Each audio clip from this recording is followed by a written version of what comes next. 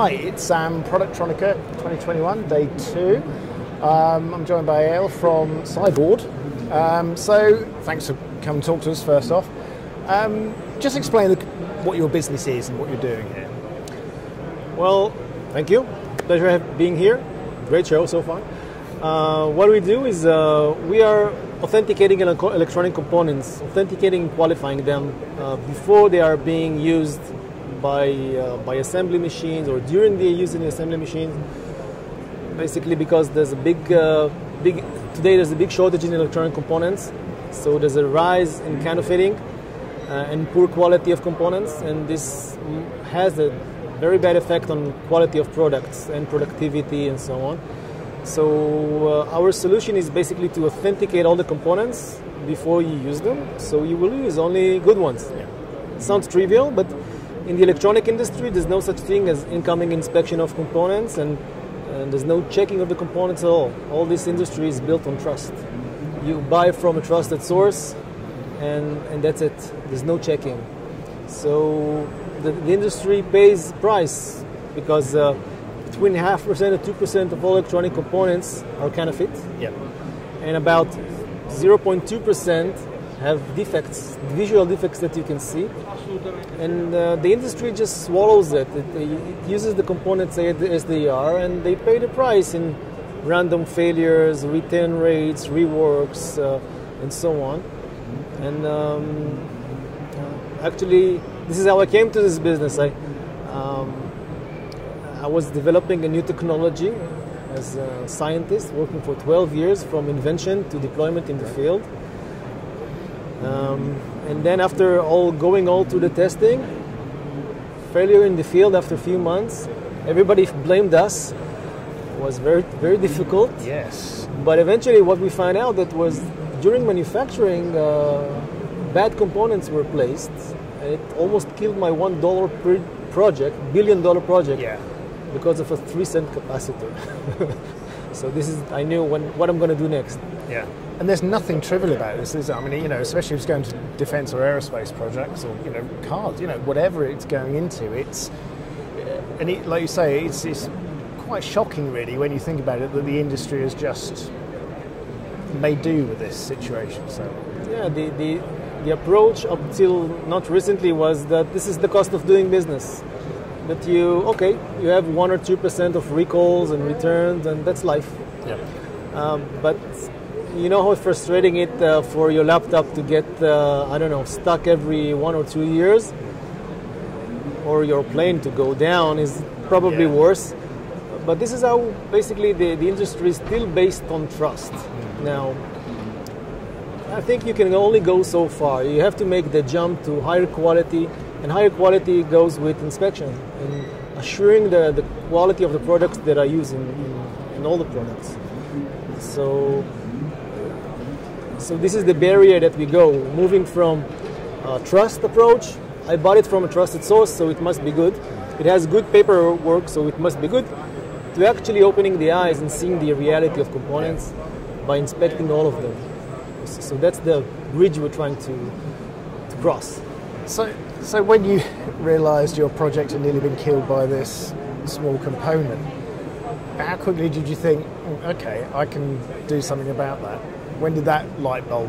Yeah, it was actually the frustration of everybody blaming your design, when in fact it was a stupid capacitor.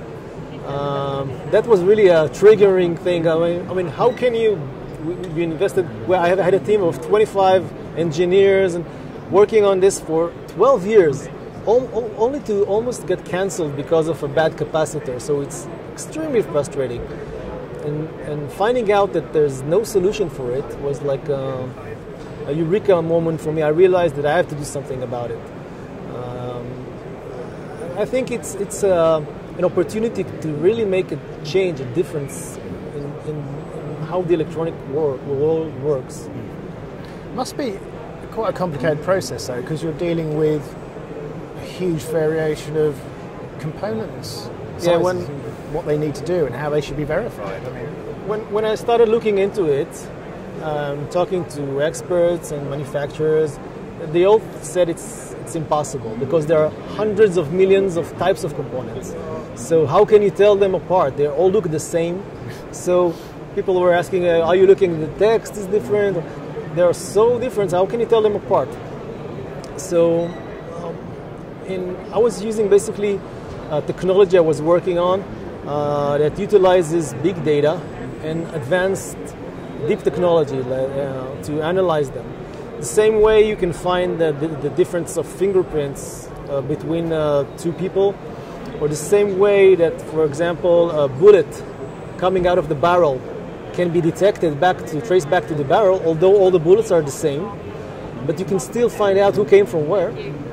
So using the same concept of forensic analytics and forensic deep technology, we can train models to detect very, very accurately who manufactured a specific component based on the image. Right. And basically that's what we do. We're collecting images of components, and using those images we build models. And these models can classify if a component was made by Murata or by Samsung, for example. And it can even go much, much deeper, but as a rule, this is how it works. We have a lot of data. We have a database of over 600 million components by now, and it's growing at a rate of about 100 million components a month. Wow. So the data is larger and larger, Yeah. so the accuracy of being able to classify is getting better and better. Yeah. That's phenomenal. But it's fantastic to be able to prove the doubters wrong, isn't it? By being able to come up with this solution to it. But it's a hell of a challenge to take that on. You've got to aggregate that amount of data and manage it and be able to use it intelligently. I mean, that's how long has the process taken to get to this point? Well, look at it in a two-stage approach. First, every component that's being imaged, how do we get the images first? Every S&T pick-and-place machine is picking up a component. Then there's a picture of the bottom side taken for doing the accurate alignment, and then it's placed on the board. Almost all the pick-and-place machines uses this approach. So what we do, we're taking those images, uploading them to the cloud, where we do currently 6 tests on every image. We're looking if it's the right component. We're looking for a homogeneity issue. Does this component look like the one before that and the one before that and so on? So, because they're supposed to look the same. And we're trying to find out who manufactured it. So this is really the secret sauce here, based on the image, to say that this capacitor was made by Murata in their plant in Japan and so on. Then we are looking at the soldering leads and looking for evidence of corrosion on the soldering leads, because when a component ages, there's a thickness of corrosion that's getting thicker and thicker and thicker on the soldering leads, and it looks differently. The light reflects differently because the surface becomes rougher and there are spots sometimes. So you can correlate basically the age of the component based on how the soldering leads look like. Now, when you do it on one sample, it's impossible to tell, but when you have 10 million samples, you can build a very robust algorithm that can classify a component to its age based on the soldering leads.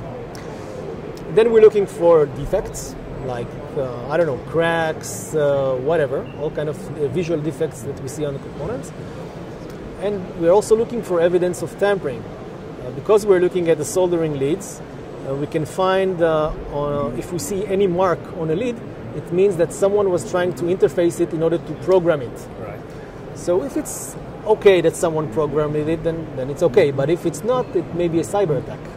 So we're doing all these 6 tests, and this is done on a micro level for each component that's being analyzed. Now we upload this data to the cloud, and we aggregate all the data from millions of components that we analyze every day. And we use this to give what you asked before about the analytics, about finding out the big picture.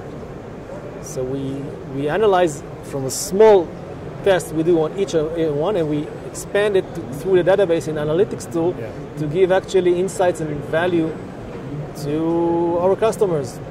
Basically, we're targeting the OEMs because they're the ones that their name is on the brand, so Yeah. they're the most responsible for the quality of the product.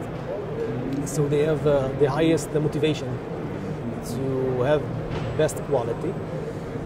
And so we're using this information, for example, to allow them to track the quality of their components. Currently, there's no tracking of quality of components, only of the final product or the board, but on the components, nobody's testing them, although they're the most expensive part of the product. So we're allowing them tools to monitor the quality of the components that they use. So they get much better quality because they reject all the bad ones. And we allowing them surgical traceability, because we know every component that went on every board and we know the features that it has. So if, for example, there's a failure in the field, let's say it was caused by solderability issues. So instead of returning all the reel, as normal traceability systems do, or we can find specific issues that caused the problem and only track them back. For example, if the problem was because of old soldering leads, so okay, let's return only the old ones. So you have we call it surgical traceability because you don't have to return all the lot, but you can do only a Ultimately smaller. saves money by identifying the ones that are actually defective. Yeah, but you can also use this information because again, there's millions of components in the database with scores, measurements. So we can tell you, okay, what's the tolerance of production? What's the probability of defects? What's the probability of counterfeit in every type of component that we analyze? Yep. And this is valuable if you want to purchase components, because now you can purchase them not just based on availability and price, but also quality. Yeah, it's fantastic. Has the show been good for you? Have you been seeing lots of Yeah, people? we're great. We're meeting machine manufacturers that look to integrate our solution into their machines so they can serve more customers. And we're seeing other venues of expansion, like inspection, also in the AOI machines and so on. And so far, it's been great. Hope it will continue. Yeah, I'm sure it will. Well, the show is very busy, actually, isn't it? So it's good. And then, actually, now we can get back to face-to-face meetings with people. I'm sure. Oh man, that's great. At last, that's great. Well, thanks for sparing the time to talk to us. That was fascinating. Thank you. Thank you very much.